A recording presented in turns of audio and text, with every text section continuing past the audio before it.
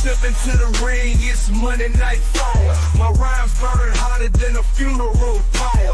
I'm the heavyweight champ, you can call me sire. Reviewing raw like a southern rap messiah. Crossing over lines like I'm Stone Cold Steve Austin. Flipping opponents like I'm Randy Orton. Dirty South flow, my words they be costing. Every verse I drop got them head nodding. Spit lyrical punches like a ruthless fighter. Got the crowd hype, I'm the crowd igniter. Breaking down the raw matches, no denier. Dirty style rap, I'm the Monday night supplier.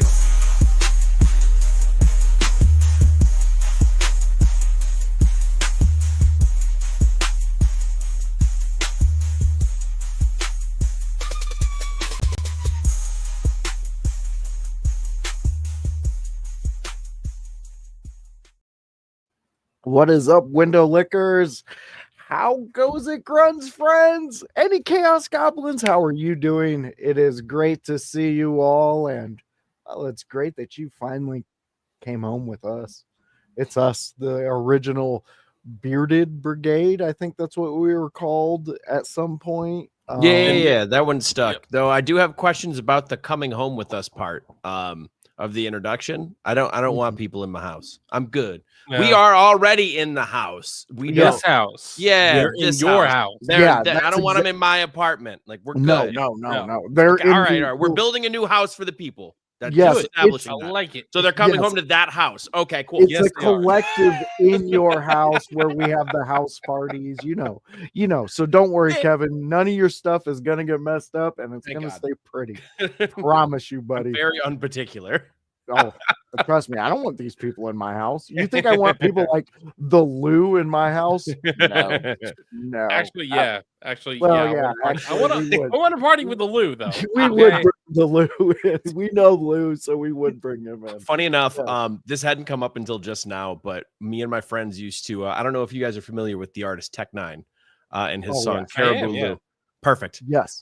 We used to make Caribou Lou when I was growing up. Okay. Oh, okay. So I was the mixologist for it. So I would just make 2 milk jugs of Caribou Lou. It would there was nothing else fancy to it. It was just pour out the fucking water that it came with or milk or whatever we had, fill that bitch up. So whenever I hear the Lou's name come in here, I think of the chance we had of drink the Lou. Yeah. And it's funny that you have a story like that, because when I was growing up, me and my friends, we had something like a party punch, like you're talking about, and we called it Lou Dog, named after Bradley Knoll, the lead singer of Sublime's dog Lou, his Dalmatian. So we would call this drink Lou Dog. You got any Lou Dog? And it was just a bunch of alcohols mixed together. You carried it in a jug. So every time we say Lou's name, that's what I think of. So both parties for Lou. I mean, who wins? Apparently Lou is the party starter. Grun, when you hear his name, do you just think sweet pillow kisses and things like that? I just think that I found my new best friend at some point. There you go. Yeah. I feel Lou he's definitely loved in this community. And definitely, Grun, I know me and you have a separate friendship with the Lou than the other guys, but that's just because we've known him longer. Exactly. We've loved them longer. So we claim them. We love them. So it's the Lou Fest. What the fuck's going on? This is the Monday night show. We're sitting here gushing about Lou. Gross, yucky. Ugh. Lou.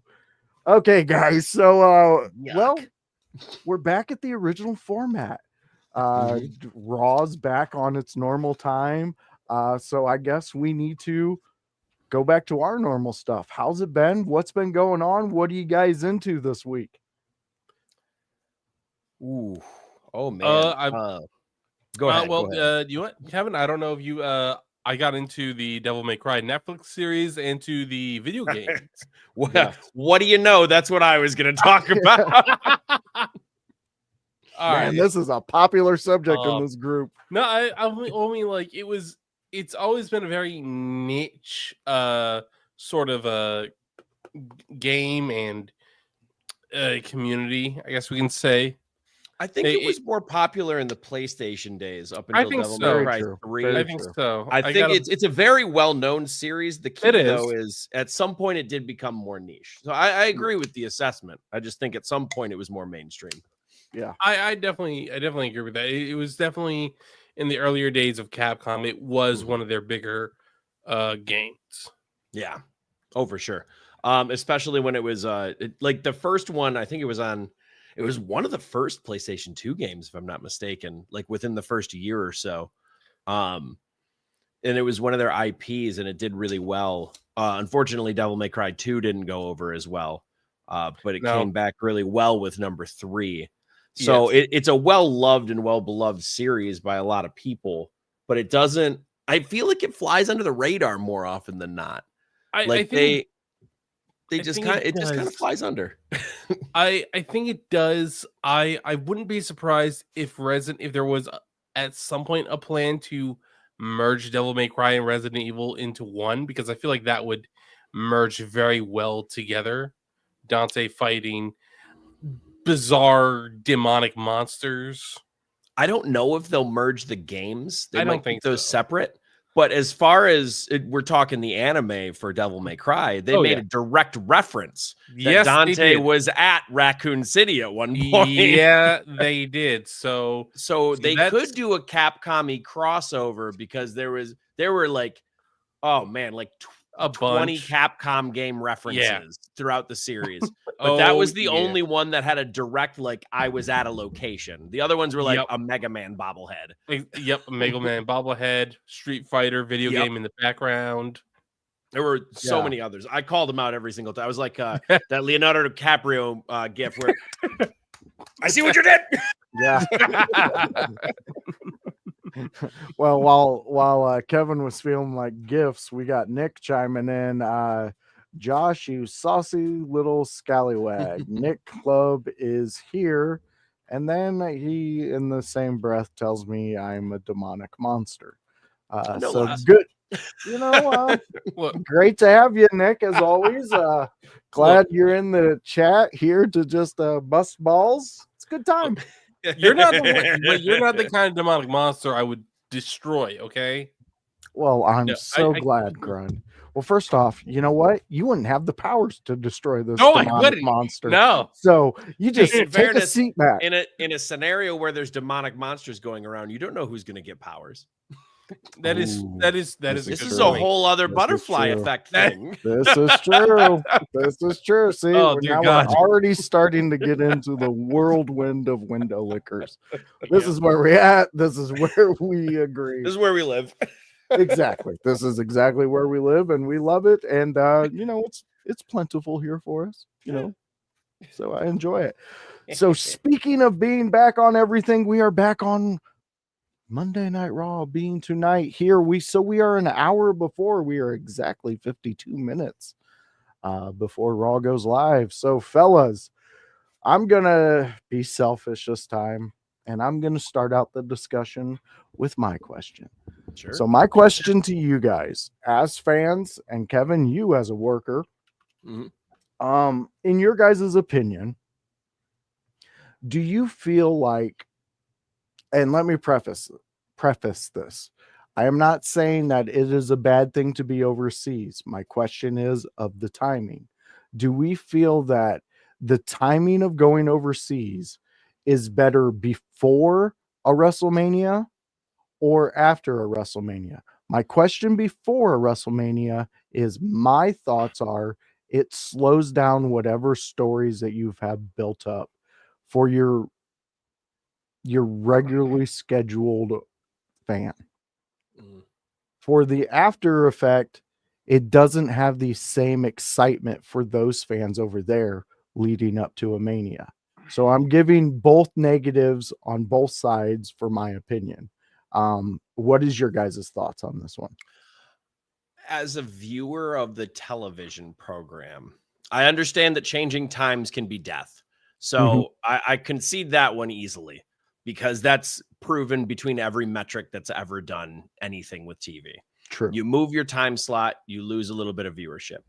That being said, with the global push of WWE, I think it might replace those viewers from other time slots.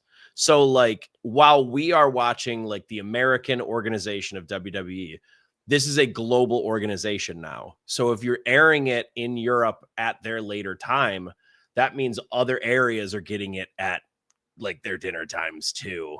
True. And they're going to end up supplanting some of that viewership. Now, will it match it? I have no idea. Probably not, simply because people get into routines. We as humans are creatures of nature and routine. True. But as far as watching it as a viewer, regardless of time, I do think it's a positive going over there because their crowds are going to make everything seem like a bigger deal, no matter what you put in front of them. They're going to react. They're going to do what they need to do to get everything over for you. It's the effect. It's the same effect that sitcoms had for a very long time. The laugh track told you when to laugh, right? Mhm. So that's when you started finding more of the jokes from those characters funny. It might not have been right away, but it got you over time subliminally. You were the led same basic to it. premise. You are Mhm. led. You are led to drink from the oasis. Yeah. Yep. Yes. Okay, Kevin, before you expand any further and Grun jumps in, let me ask you this. Let me pose another portion into this thought. Sure. With the jumping over to Netflix, here's my first question. Does this idea even matter anymore? And then my second part to that is with it being featured as a live event on Netflix, does that time slot matter that it's earlier? Do you see where I'm going with that? I think I see where you're going. Like we get to witness it no matter what, as long as we're subscribed to the program. We don't need to Exactly. make sure that we set the DVR. We don't need to make sure that we have a DVR. We don't need to make sure that we're seated in front to make sure we catch the thing. I think in a negative sense, I think that kills the urgency of watching it sometimes. Like, ooh, I can't miss Raw. Ooh, I can't miss this. Ooh, I can't miss what comes next. No, I got you. We don't live in an era of that anymore. No. Which I think is sad, but at the same time, I think it's just different. Changing the time slots, wrestling fans, and Grun, I promise I'll let you talk after this one. Okay. I don't want to just bogart it. Wrestling fans are so passionate. They're the most passionate sports fan base I think that's out there. Yeah. Truly. Because they care about everything that's happening, but they care about the relationships of other people. Like when we're watching, like I'll use an example, Travis Kelce and Taylor Swift. There is a group of people who certainly care about that and what's going on with that relationship, but it's probably not football fans. Yeah. We as wrestling fans do care about that shit for some reason. Oh, yeah. No, you're 100% on that one. Yeah. You are 100%. And we want to know everything behind the curtain because it's always felt like this mystical place of what are they doing behind the curtain. Whereas football is just like, oh, football, cool, smash. And then like that's what you see what you get. Yeah, exactly. No, I see what you're saying because it was such a mystique back when we were younger because they kept it so guarded. And they still keep it guarded to an extent. It's do. not as close to the chest, but they keep enough things close to the chest that it keeps you wondering. But do you think Harley Race himself would be like, oh, this is amazing? Or he would look at everything going on now, especially LFG, and be like, you'd hate it. You're telling too many secrets, guys. Luthez would have like cracked some skulls. Oh man, Luthez would have murdered some beauty. He is turning in his grave right now. He protected kayfabe. He walked around. I heard a story. I think it was Cornette telling the story. He at one point got his neck broken by somebody. I don't remember who it was. And he had to calm down the neighborhoods from stabbing that man. No shit. And they made it into a work. So like Luthez was like a big deal. Was it Thez? Oh fuck. Now I'm second guessing it. It could have been someone else. Oh no, it was Sammartino because it was the Italians. It was Sammartino. Okay. But still, same basic premise. I mean, Thez, Sammartino, anyone would be rolling around their graves with how much shit we're giving away at this point. But Sammartino he got his neck broken. I believe it was by Stan Hansen, a young Stan Hansen. And when that happened, the whole town, the whole city of like wherever, I think his hometown is New York. The whole Yeah. city rose up and tried to kill Stan Hansen for hurting San Martino. San Martino had to go to all of the neighborhoods and be like, no, I can handle this in the ring. So they had to book another match for San that's Martino awesome. to beat him gotta- after that. You gotta love when So that reality. all of the people Oh got my their God. payback. But like, this is the stuff we don't have anymore Yeah. because we know too much. And I think moving that time higher in the day, it can ruin it for some people here in America because they can't help themselves but to look at the results. Exactly. Yeah, I agree with you. Grun, Yeah. I don't know what you can say after that beautiful Yeah, and rant. I don't know either, but I'm gonna try. But damn, I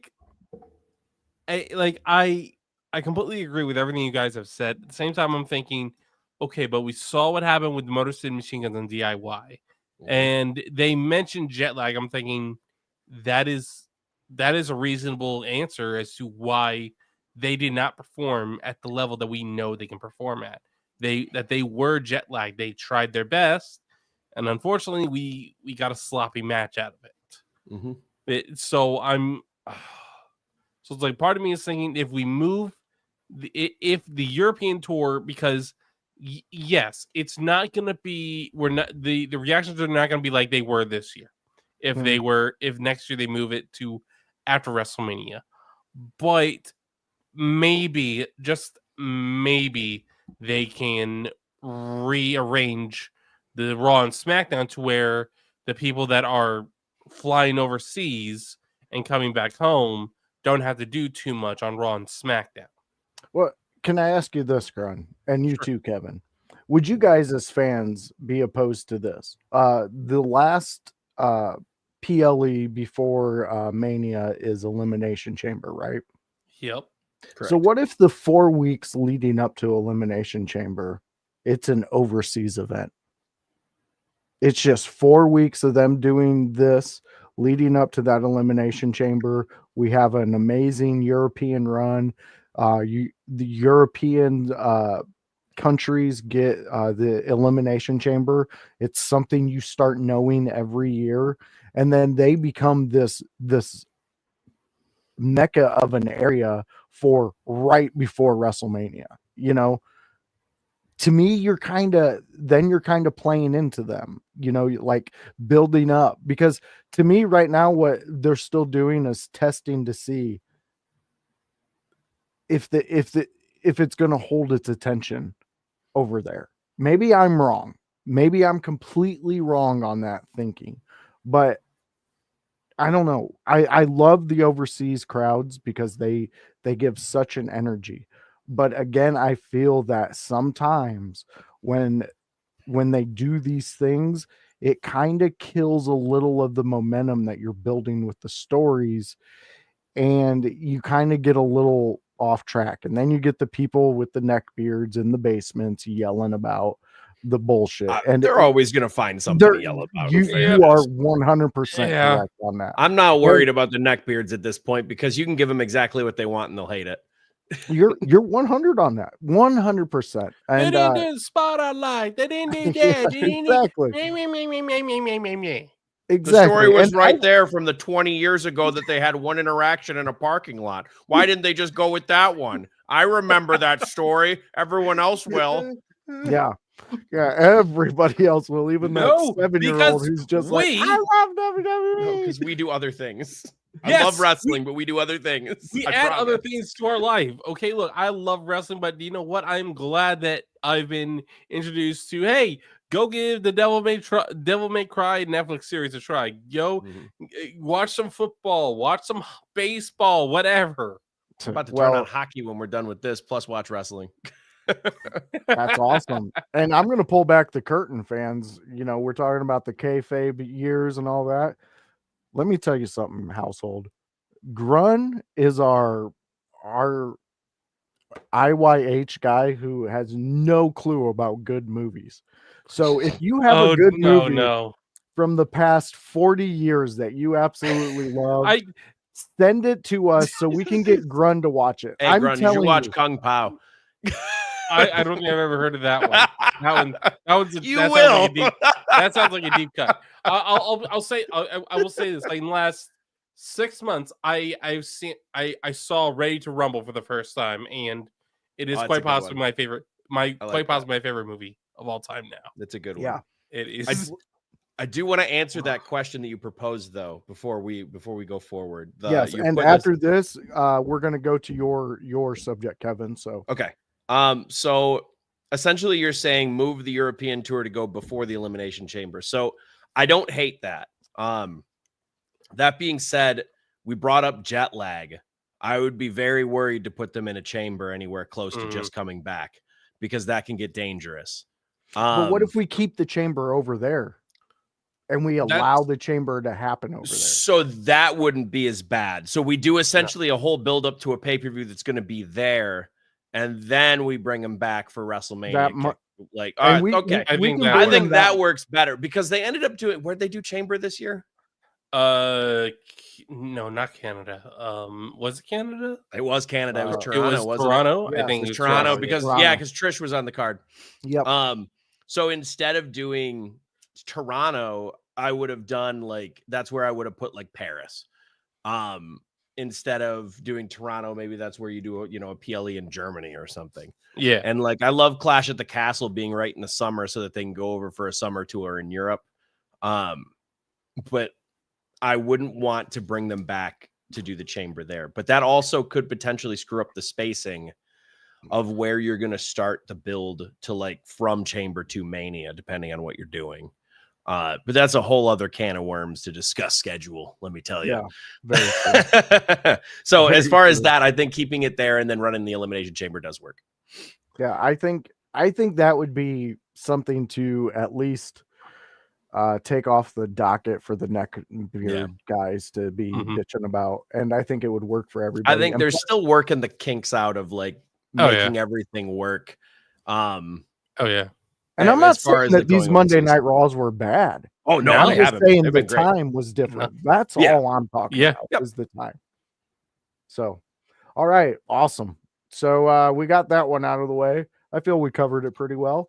So Kevin Calloway, our Chaos Goblin, why have I not moved you guys over yet? There we go. You know what? Yeah, we just thought you were doing something different. So look, guys, some of us go to cool dispensaries and some of us get cool guy things, and some of us just forget to fucking do shit when we don't. All right, Kevin. So go ahead and take it away. Let us know what you're talking about this week. Oh man, I had two kind of things to talk about. One previewed Raw, but one's kind of more WrestleMania focused because it just happened. I'm gonna pick the Mania one because I think we're gonna learn it quick, and I think the other one can get answered later. On SmackDown, we saw a very very large piece of unfortunate news, and that was that Kevin Owens will require surgery and has, I believe, a broken neck, or at least an incredibly damaged neck, and he needs surgery. That leaves Orton without an opponent. However, I doubt Orton misses Mania. So my question really to the class is, who do we end up with Orton facing on short notice?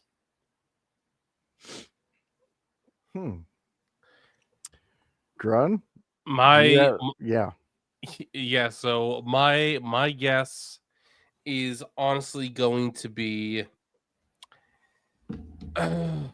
I think I'm gonna go Nick Aldis. I think it's one answer. I'm not 100% sure that's the direction they're gonna go, but I feel like Nick Aldis is going to respond to Randy Orton RKOing him out of nowhere for no reason, and knowing that Randy's already paid the fine. He's gonna get that was canon. He if you paid attention, yes, he paid $100,000 for that first fine, and he was only asked to pay $50,000. He said, "Oh, that's for next time." What season are we in, Grun? Outside of WrestleMania season? Season 235.3. I don't know. Of No, we're in, SmackDown, what it started no, no, no, no, in. no, no, no, no, no, no, no.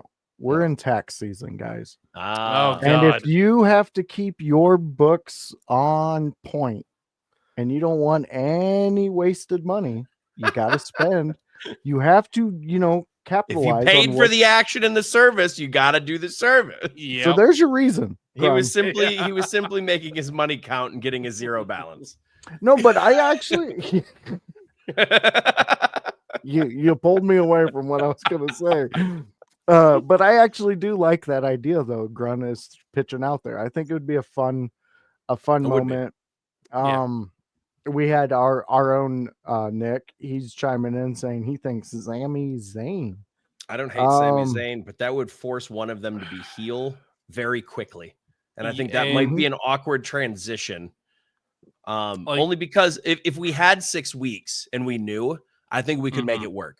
Yeah. But because we have like a week and a half to get Orton an opponent, it's far more likely Nick Aldis is the only one that's set up for it. So I agree with Grun there. I think there is enough time for a match, but you'd better bring someone in that's going to pop the crowd regardless of who it is, because there's no story behind this.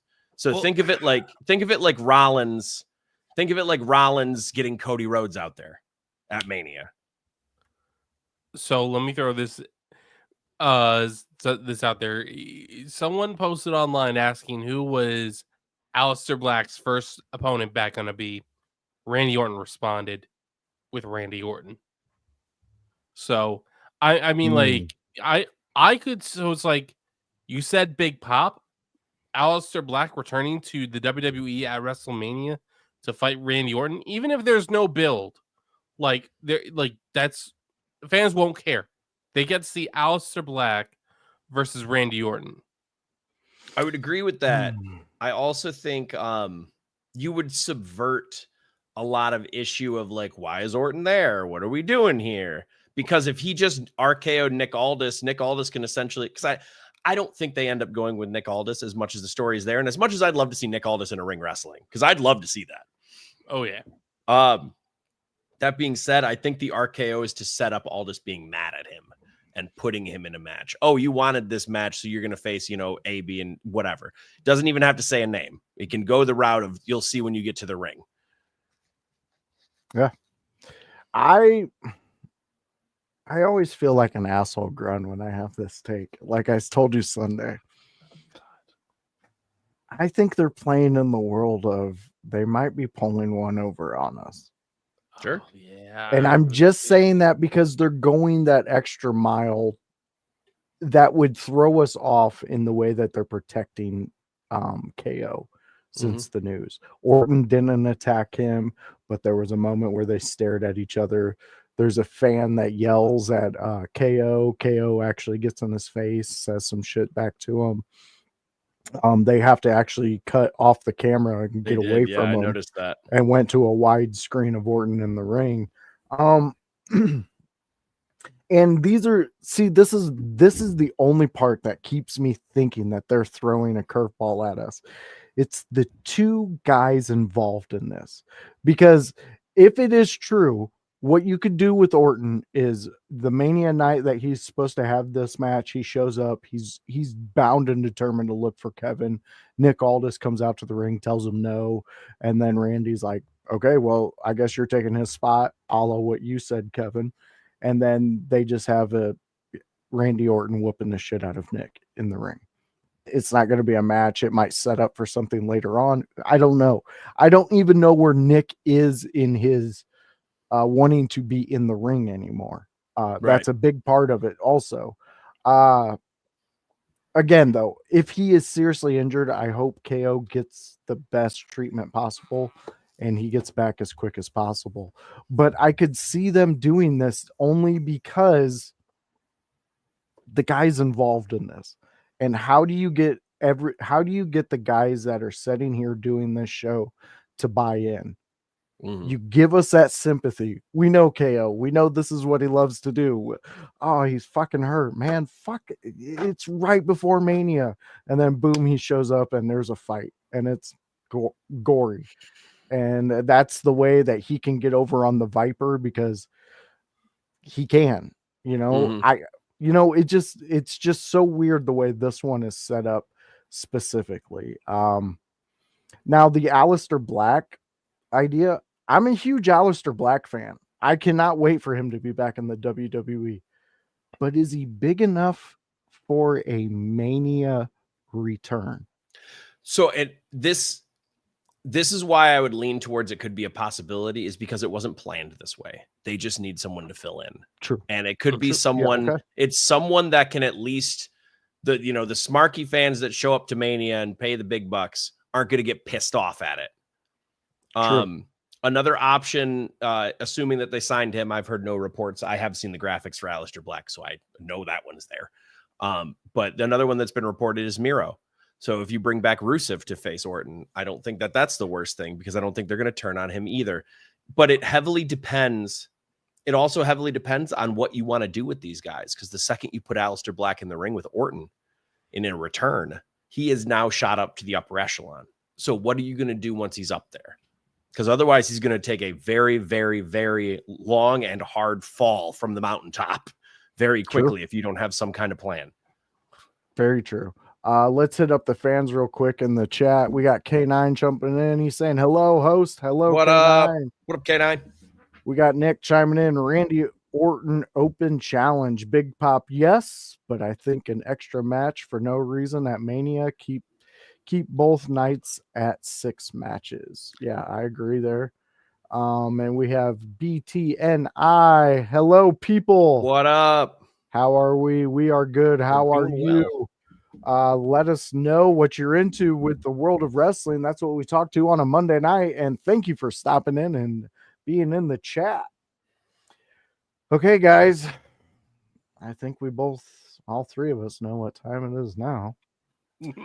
We've come to the point in the show where we have to give the stick to Grun, aren't we? Yay! Yep, here we go. Grun.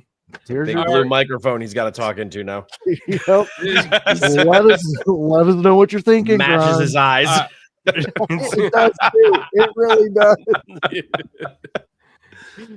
All right. So what I'm thinking, I guess I'm going to bring up the women's division again. We've got is tonight going to be the night that Adam Pearce stops? Let me rephrase what I was going to say. Stops screwing around. Stop dragging us all over the damn earth, and just make the damn triple threat match. It's felt like this build. I like all the women involved in this build. I think their work is great. I'm going to throw that all on the table before I say what I say next. This build has been lackluster at best to me. And it's because they can't pick a lane. They're trying to do so much to make so many reasons fit for whatever. And it feels, I keep coming back to the point of Rhea costed Rhea. Bianca had nothing to do with it. So why is she involved? That's the problem that I've had with like 75% of the build, is just that one moment, because they didn't give Rhea enough reason to hate Bianca. They just were like, we're going to ham fist this in because Rhea needs to, Io needs to be in this match too. That's what happened, because it felt like we were headed towards a Rhea Bianca singles match, and that would have been good. And then Io Sky got more over, and they're like, well, we need to put her in a Mania match. Let's put her into this. Awesome. I love that. She could have just won that title, and then they could have just said, well, I have my rematch clause. Well, Bianca won the #1 contendership. I guess we're having a triple threat match. But instead, they've gone through this whole dog and pony show to do really whatever. Because they have, and you know what the main problem is? They don't have a heel in the match. Mm-hmm. They don't have a heel in the match to take things too far. They have 3 baby faces, and that's problematic in a build, because what's a baby face going to do? Are they going to cross a line? No, they're a babyface. Very true. Out of these 3 women, though, who would you want to be the heel? Bianca, right now. Yeah, Bianca. Why is almost the entire universe of WWE clamoring for that, and they have not pulled the trigger on it? I get I feel like Bianca, I think, is going to end up winning this title, and then that's going to end up catapulting a heel run. She might even win it through nefarious means, let's say. But going forward, I think it's going to be her and Jade, because I think she's going to end up being involved with the attack scenario as well. But we just haven't gotten to that yet. So it feels like we're booking long term, but we're not giving us enough nuggets. It's like we're not leaving enough footprints behind for the Bianca turn, even though it just seems obvious at this point, if that makes sense. And it could be a red herring.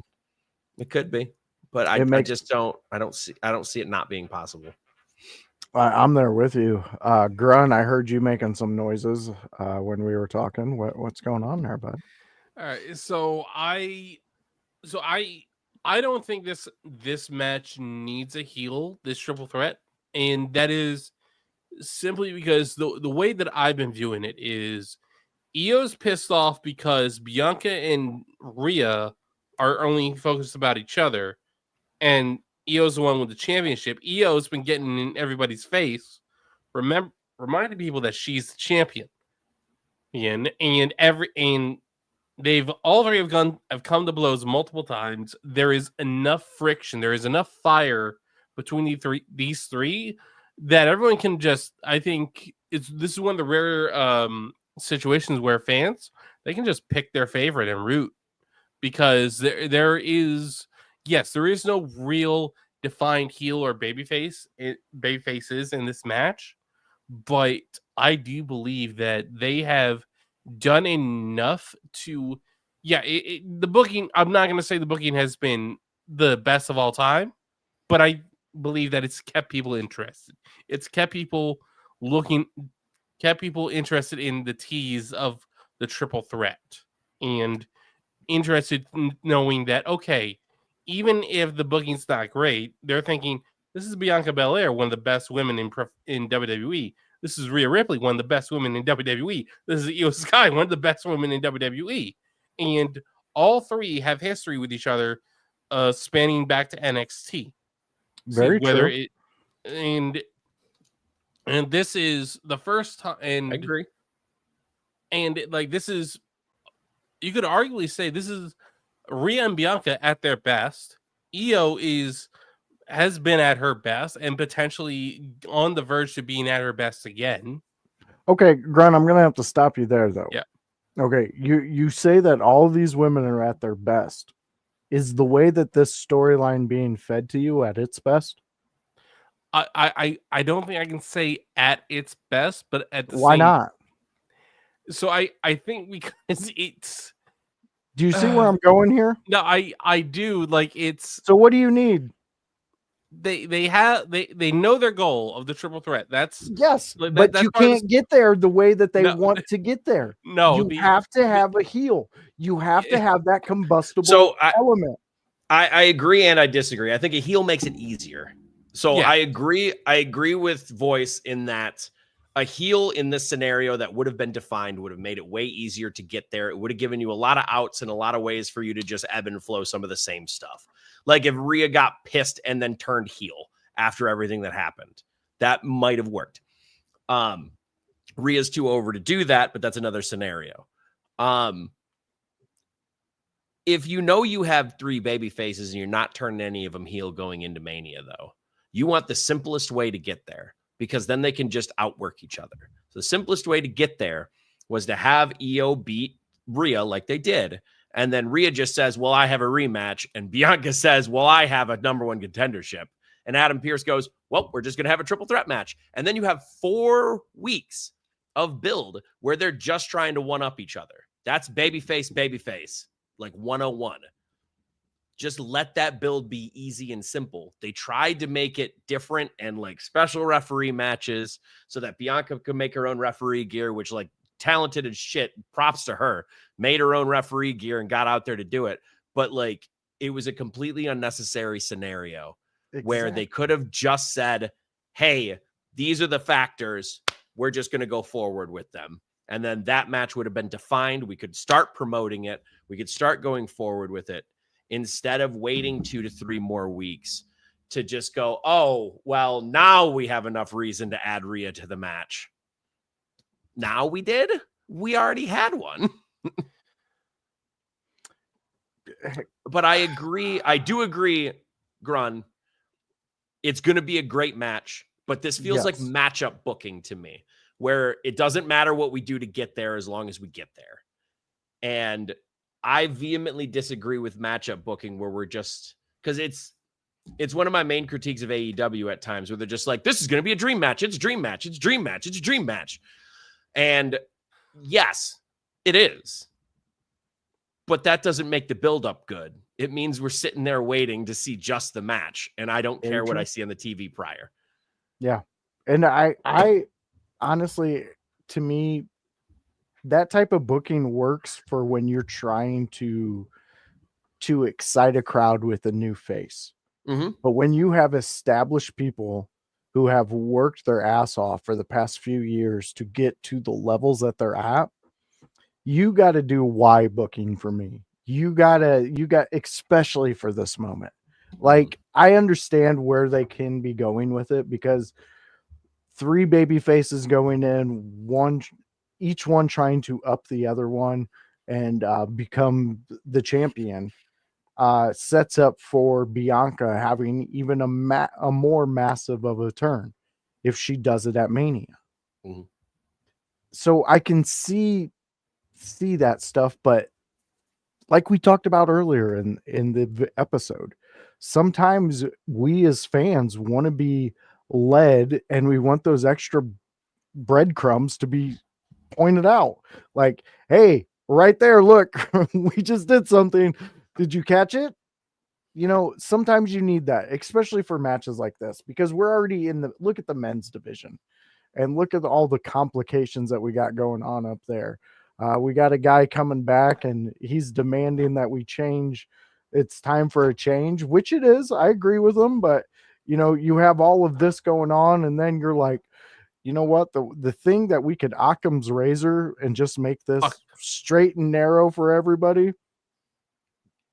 What do? They cluster fuck it up, and they're like, you know what? We're gonna see if we can even do this. Can we? Maybe. And it's turning out fine, but it could be so much better. And I think that's it. Better. I think if this wasn't WrestleMania season, I don't think I'd be so critical about it. But yeah, because it is WrestleMania season and we're getting so many other intertwining stories outside, like if this was a summer feud, man, I don't think I would be as harsh as I am right now. But because we're in the season of WrestleMania and there's so much on the line when it comes to WrestleMania season, and you're trying to sell the biggest event of the year with the biggest women's matches of the year, and this is how you're presenting both of the world title women's matches. You have Tiffany and Charlotte shooting at each other in the middle of the ring, and you have this, which is just a cluster. It's a little disappointing because I've seen them book the women really, really well in the last few years, and they've done a lot to show spotlights and put them in main event scenarios, and they have succeeded time and time and time again. Both of them not hitting like this has been a real loss for the women's division going into this WrestleMania season to me. And that sucks because the one women's match that I'm involved with isn't for a title, and it's Jade Naomi, because they did do good storytelling with that, and they have done what they need to do with it.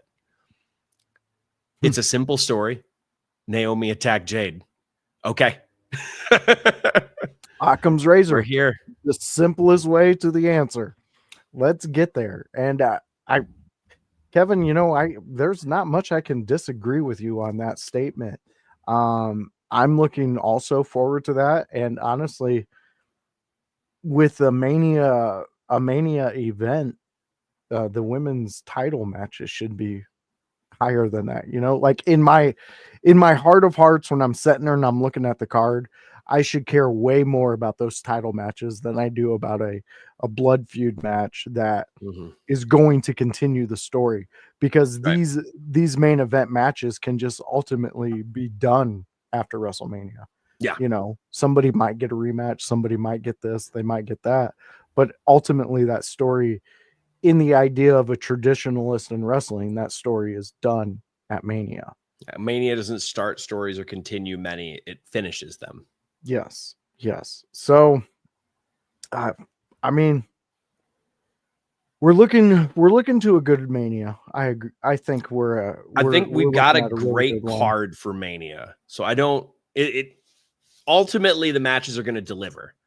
Yes. It's just that the build Mhm. up for some of the women's division hasn't. And that's it. Yeah. And it's change it later. Yeah.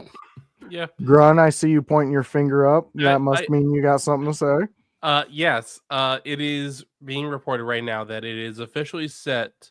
The Intercontinental Championship match will be, or the Intercontinental Championship will be defended at WrestleMania in a fatal 4-way between Braun Breaker, Penta, Dom Mysterio, and Finn Balor. Okay. I'm here for it. They both needed to be on the card. Yes, Because absolutely. Interesting. I would have been fine with Penta and Braun just in general, but Dom, I think Dom and Finn add another heel element to that match that they can Exactly. do a lot with, and they can continue to tell the implosion of the Judgment Day, Oh, yeah. which might even happen right then and there. Yeah. I can see it. I mean, adding both of them in there in a match with that much at stake, I Mhm. think could boil some pots over and check on your spaghetti. Because you don't Because want them. Finn essentially has just been yelling that it's his Intercontinental title. He's been Whereas yelling. Dom has just been everything. overlooked because Judgment Day doesn't have any leaders, but that also means that there's no one to rally around. They're all in it for themselves. Exactly. Well, Just collectively. If Judgment Day doesn't have a leader, then Well, that's what Judgment they're Day's- saying, not what I'm saying. Well, that's what they're. Yeah, but what I'm saying is, if they don't have a leader, I guess they're doing things right because that's what Finn said. There's no leaders Mhm. here. Mhm. Nobody's a leader. Brr, brr, brr. Get out of here, Mhm. Damian Priest. Get out of here, I Rhea. love Finn. Yeah, get out of here, Rhea. You're becoming too much. Rhea was more of a leader in that faction than anyone else, and I'll You die know on she that. Yeah. was. You know it. You She was the know most it, over man. person in the group. She Why did- was. Dude, it was like it's like if NSYNC would have kicked out Lance Bass and then tried to I don't know, put somebody else in there. I don't know, Joey Fatone. Those are the only names I can really think of. The old pop boys back in the day. Oh, Justin Timberlake too. I know him. That's the one. Yeah. JT is the one that you were trying to think of. Yeah, that's exactly who I was trying to think of. Couldn't even remember his name. But hey, here we are. We're back on Monday Night Raw. Speaking of some big WrestleMania news, Grun, I know you've heard about it. And Kevin, I'm pretty sure you've heard the whisperings. But we got a big Sunday shows coming up for these next 2 weeks. And they're going to be centered around the WrestleMania.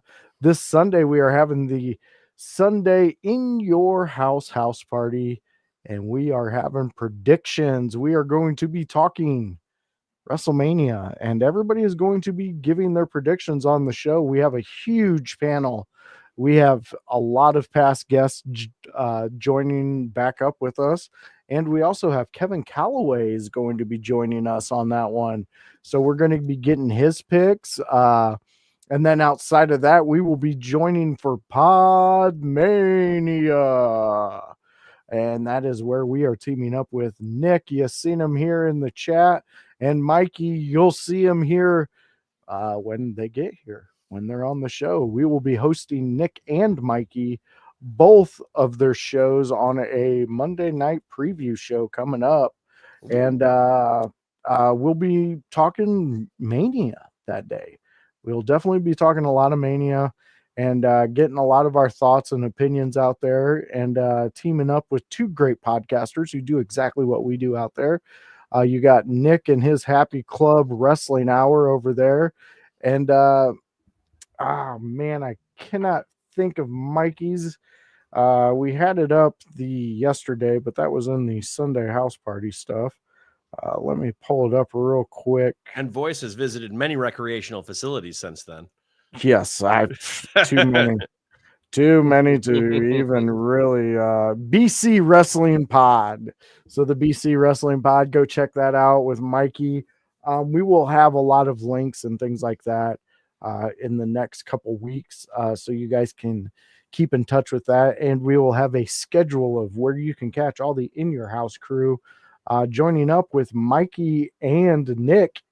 and making Podmania big. We're reaching out this year to see what we can do, and hopefully next year we can make it bigger, better, and bring a lot more streamers to Podmania. How's that sound for you, Grun? It sounds amazing. It sounds absolutely fantastic. I It cannot does. wait. I can see it on your face and in your chest hair. They're standing at attention. Like, I can't wait for Podmania. Don't shave us, Grun. I don't want to be a seal.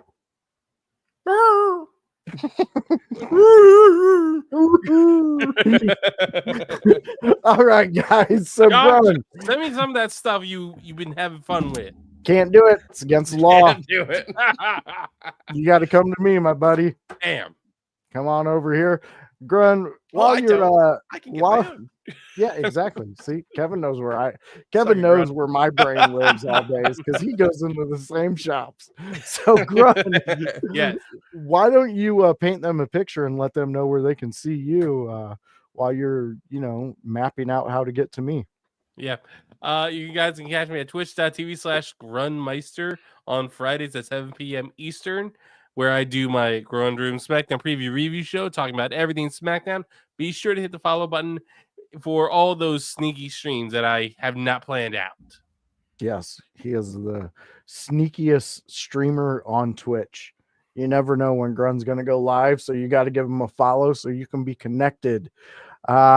Speaking of being connected, Kevin Calloway, what is up, my friend? Where can people find you, and what are you doing?